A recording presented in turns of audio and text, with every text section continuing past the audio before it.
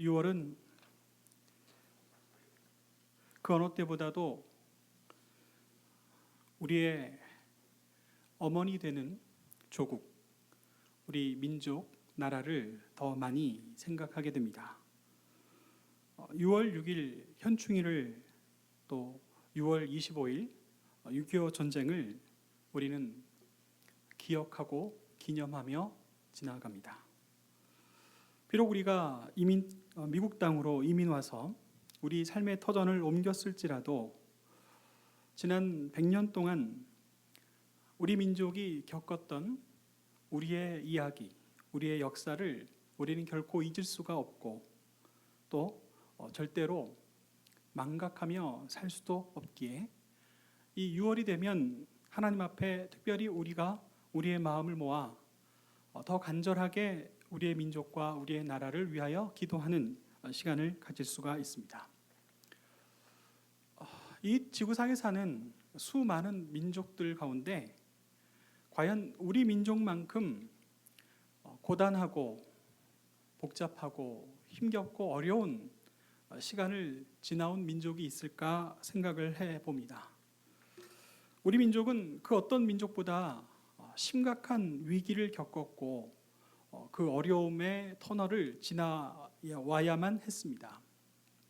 가장 우리가 가깝게 기억해야 할 우리의 역사는 지난 세기 시작과 동시에 우리가 일본으로부터 식민 통치를 당했던 역사일 것입니다. 여러분들이 왼쪽에 보는 사진은 일본 사람들이 한국 사람들을 잔혹하고 또 포악하게 통치하기 위해서 그들이 좋아하는 습성대로 반역하는 사람을 잡아다가 마구 목 베어서 그 목만 한 곳에 모아놓은 사진입니다. 얼마나 많은 사람들이 목숨을 잃어야 했는지 알 수 없습니다. 우리가 왜 이것을 기억해야만 하냐면 우리가 힘이 없고 우리가 어리석어서 우리 스스로 우리의 나라를 다른 민족의 통치에 순순히 내어주는 가장 참혹한 역사가 바로 우리 할아버지, 우리 할머니의 역사였기 때문입니다. 요즘 한국과 일본 사이에 아직도 남아있는 문제가 있습니다. 그것은 2차 세계대전 중에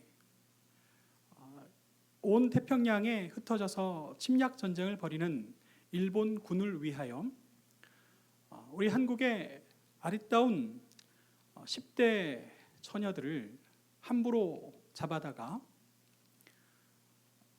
군인들의 성노예로 삼았던 일입니다. 수많은 아름다운 우리의 할머니들이 강제로 억지로 저 먼 태평양 그 어떤 섬에서 능욕당했던 이 일들을 우리는 결코 잊어서 안 되겠죠. 우리의 가장 가슴 아픈 역사를 생각하면서 우리는 한 가지 놀라운 일이 있었음을 우리는 고백할 수밖에 없습니다. 그 잔혹하고 그 강력했던 일본 식민 통치가 어느 날 갑자기 느닷없이 끝이 났다는 겁니다. 8월 15일 날 모든 국민들은 일본의 전황 히로히토가 전쟁에 항복하는 선언을 듣고 그 시로 압제했던 그 모든 통치로부터 벗어났다는 기쁨에 우리 모든 사람들은 만세를 불렀었습니다. 그 전날까지도 우리 조국 땅에 살던 그 어떤 누구도 내일 아침 세상이 바뀔 것을 알고 있었던 사람은 단 한 사람도 없습니다. 가면 갈수록 더 포악해지는 일본 식민 통치자들의 압제에 내일은 얼마나 더 가슴 앓아야 하나, 내일은 얼마나 더 짓밟히게 될까, 그런 걱정과 두려움 속에 떨고 있었던 것이 바로 우리 민족들이었죠. 그러나 하루아침에 느닷없이 우리에게 구원과 해방이 찾아왔습니다. 또 우리가 잊지 말아야 할 우리의 역사가 있습니다. 그렇게 해방을 얻은 우리 민족이 이제 우리 자신들의 나라를 세우고 다시 힘을 모아서 그렇게 쭉쭉 성장해 가야 할 과업을 가진 우리 민족이 해방되자마자 남과 북으로 나뉠 수밖에 없는 아픈 역사를 갖게 됐습니다. 그리고 채 5년이 되지 않아서 북한은 소련으로부터 받은 막대한 무기를 힘입어서 침략 전쟁을 벌였지요. 수많은 사람들이 생각하지도 못했던 그 전쟁의 참혹한 포화 속에서 죽어가야만 했고, 많은 사람들은 고향을 등지고 살기 위하여 집을 떠나야만 했습니다. 6.25 전쟁을 통해서 우리에게 남은 것이 무엇이었을까요? 기록에 따르면 아무것도 없었다고 말합니다. 서울에 모든 서 있던 건물들은 몇 개의 교회를 빼고는 다 폭격을 당하여 무너졌고, 500년 동안 서 왔었던 남대문도 저렇게 폭격을 받아 허물어진 처참한 이 전쟁의 폐허만 남았을 뿐입니다. 이 참혹한 전쟁을 우리는 겪어냈습니다.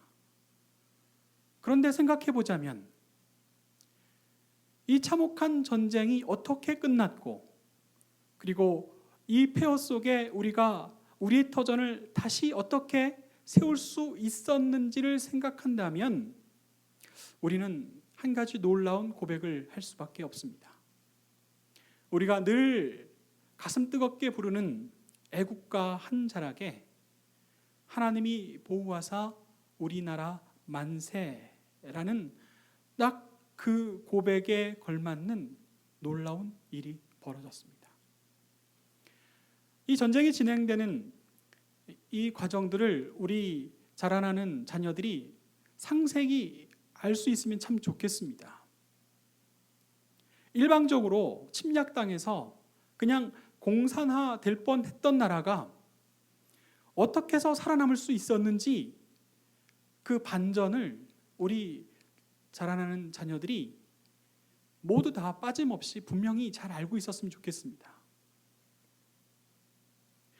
지금도 세상 사람들은 말합니다. 어떻게 해서 그런 반전이 일어났는지 알 수 없다고 말합니다.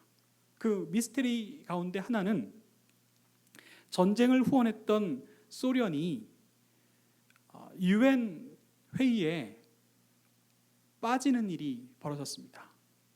안전보장 이사회 5개 나라 중에 단 한 나라라도 반대를 하면 유엔군이 파견될 수 없는 그 절대절명의 순간에 소비에트 연방의 대사는 그 자리에 참석하지 않았고, 유엔은 이 침략 전쟁을 막기 위해서 16개 나라의 군대를 모아서 이 전쟁에 참여하는 결정을 하게 됐습니다. 부산까지 곧 있으면 함락될 뻔했던 그 절대절명의 순간에 모든 이 전쟁의 전세가 역전되는 일이 벌어졌지요. 일어났던 모든 일들을 다 듣고 곰곰이 생각해 보면 사람이 어찌할 수 없는 정말 놀라운 하나님의 간섭하심이 우리 민족 그 절대절명의 역사의 순간에 일어났다는 것을 우리는 고백할 수밖에 없습니다. 오늘 우리가 함께 말씀 속에서 확인해야만 하는 하나님의 놀라운 섭리의 말씀은 이것입니다. 로마서 8장 31절에서 32절 말씀을 보면 이런 구절이 있습니다. 먼저 같이 한 목소리로 한번 읽어볼까요? 그런즉 이 일에 대하여 우리가 무슨 말을 하리요? 만일 하나님이 우리를 위하시면 누가 우리를 대적하리요? 자기 아들을 아끼지 아니하시고 우리 모든 사람을 위하여 내주시니가 어찌 그 아들과 함께 모든 것을 우리에게 주시지 아니하겠느냐?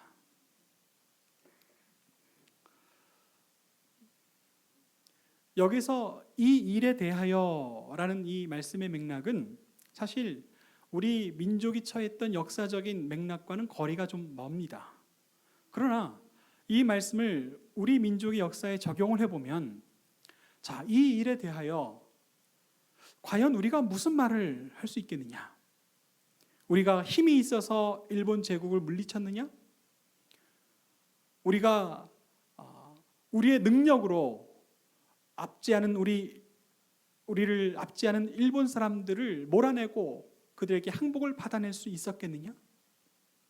아니면 우리에게 아주 막강한 외교적인 능력이 있어서 유엔의 파병을 이끌어내고 그리고 이 전쟁의 모든 상황을 뒤집어낼 수 있었겠느냐?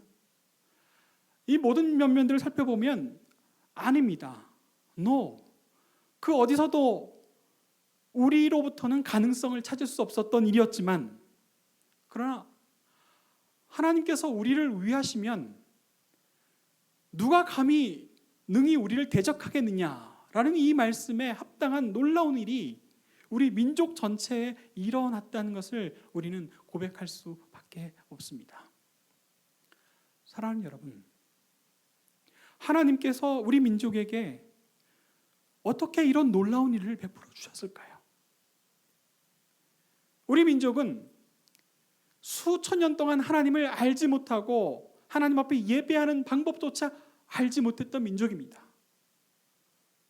그런데 겨우 120년 전에 이 땅에 떨어진 복음으로 하나님을 찾고 하나님을 예배하는 영혼들이 이 가운데 생겨났고, 그리고 하나님께서 우리를 사랑하시고 우리를 보호하시리라는 이 순전한 믿음과 고백을 갖게 된 이 민족에게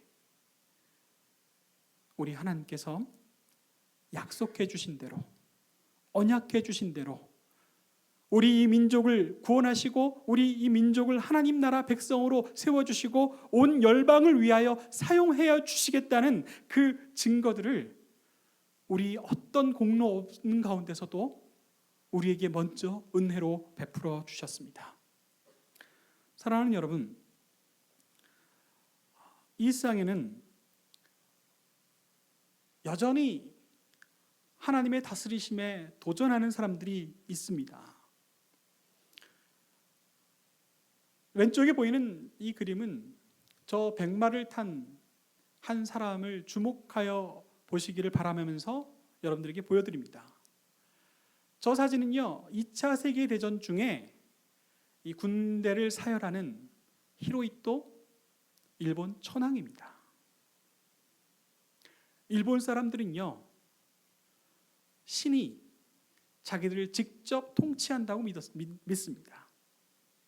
신의 명령에 따라 이 대동아 전쟁을 치루어야만 된다고 믿고 있었습니다. 그리고 그 전쟁의 한 중심에는 일본의 천황 히로히토가 있었습니다. 그리고 아직도 우리 조국 북쪽을 차지하고 있는 사람들을 생각해 보십시오. 김일성과 김정일과 김정은으로 이어지는 이 3대 세습 통치를 통해서 저 사로잡혀 있는 북한 백성들에게 아직도 강요하고 있는 믿음은 무엇입니까? 김일성이 하나님과 같다는 겁니다. 그의 아들 위대한 영도자 김정일은 그의 버금간다고 말합니다. 그리고 지금 통치하는 김정은은 나이가 어릴지라도 신령한 영도력을 갖고 있다고 믿어 의심치 않고 그들을 찬양하고 있습니다. 일본인들이 하늘이라고 믿었던 히로히토가 과연 이 세상을 모두 정복하고 통치하는 자가 됐을까요? 과연 전쟁을 일으켰던 김일성과 그의 아들 김정일과 그리고 김정은이 과연 우리 민족의 영원한 주인이 될 수 있을까요? 하나님께서 성경을 통해서 우리에게 보여주신 하나님의 놀라운 섭리와 역사는 이 땅의 그 어떤 제국도 오래 가지 않는다는 겁니다.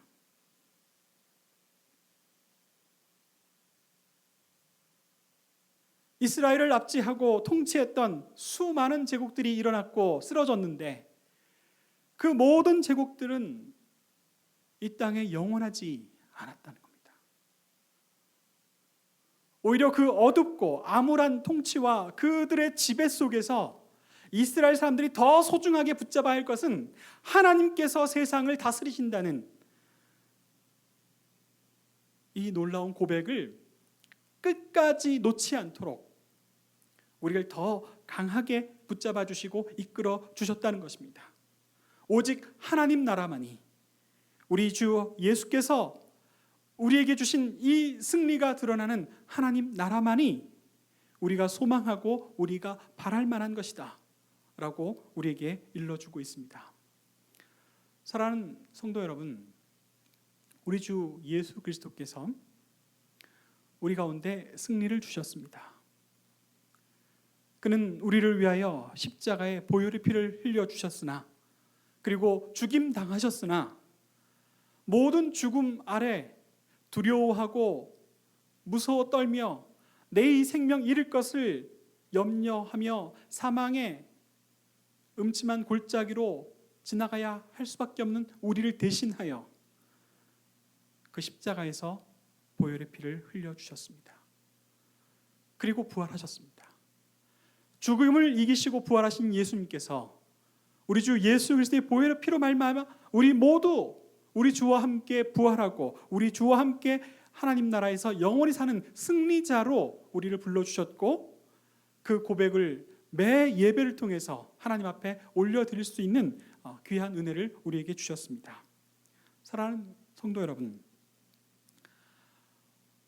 우리 주께서 우리와 함께 하시며 이 세상 그 어떤 세력도 하나님을 대신해서 영원히 이 세상을 다스릴 수 없다는 이 역사적인 가르침을 우리 마음속에 품고 우리가 의지하며 나아갈 수 있는 귀한 말씀을 우리에게 허락해 주셨습니다. 로마서 8장 1절과 2절 말씀을 같이 한번 읽어볼까요? 그러므로 이제 그리스도 예수 안에 있는 자에게는 결코 정죄함이 없나니 이는 그리스도 예수 안에 있는 생명의 성령의 법이 죄와 사망의 법에서 너를 해방하였습니다. 우리는 언젠가 죽음을 만나게 될 겁니다.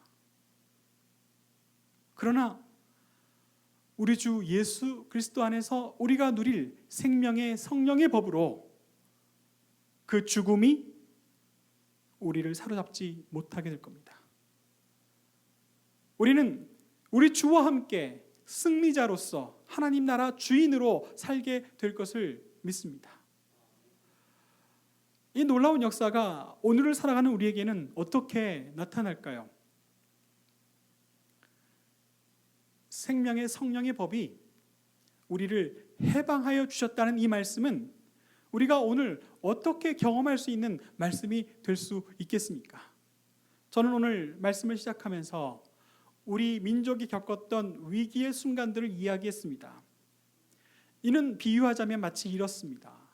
우리가 사는 이 세상에 어디선지 모르겠지만 무서운 먹구름이 가득 몰려와서 온통 하늘을 덮어서 그 어두움에 우리가 두려워 떨고, 그리고 느닷없이 치는 번개와 천둥에 우리는 정말 오들오들 떨면서 숨죽이면서 무서워하면서 살 수밖에 없는 그런 시간들을 보내었는데, 그 무서움 때문에 이 고통이 얼마나 오래 갈지 알지 못하는 가운데 그저 하나님 앞에 도우심을 바라면서 하나님의 약속 믿고 하나님의 구원하심을 믿고 하나님 앞에 간구하는 우리에게 하나님께서 어떤 은혜를 주셨냐면, 저 멀리서 강력한 성령의 은혜의 바람이 불어와서 우리 머리 위에 잔뜩 이고 있는 그 먹구름을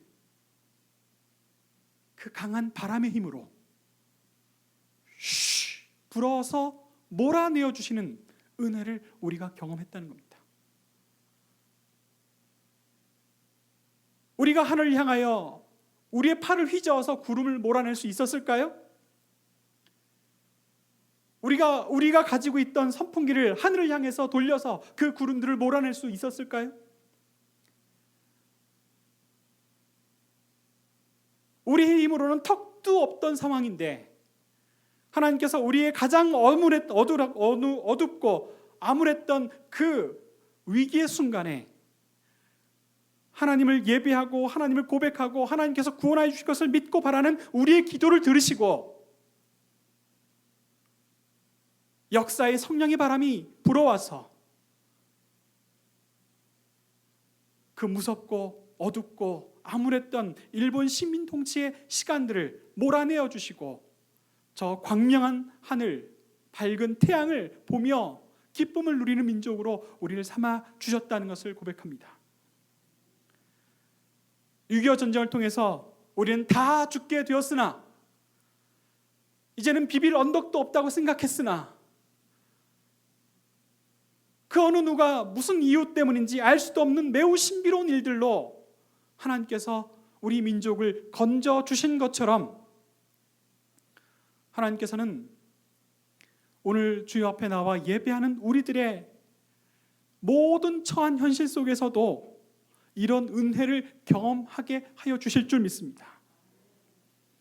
사랑하는 여러분, 한 개인에게 있어서도 이런 일들이 있겠죠. 남들은 알지 못하지만 어떤 근심과 걱정의 먹구름이 내게 다가와서 내 마음을 사로잡고 내 앞에 놓여 있는 내일도 보지 못하도록 깜깜하게 만드는 순간이 있을 겁니다.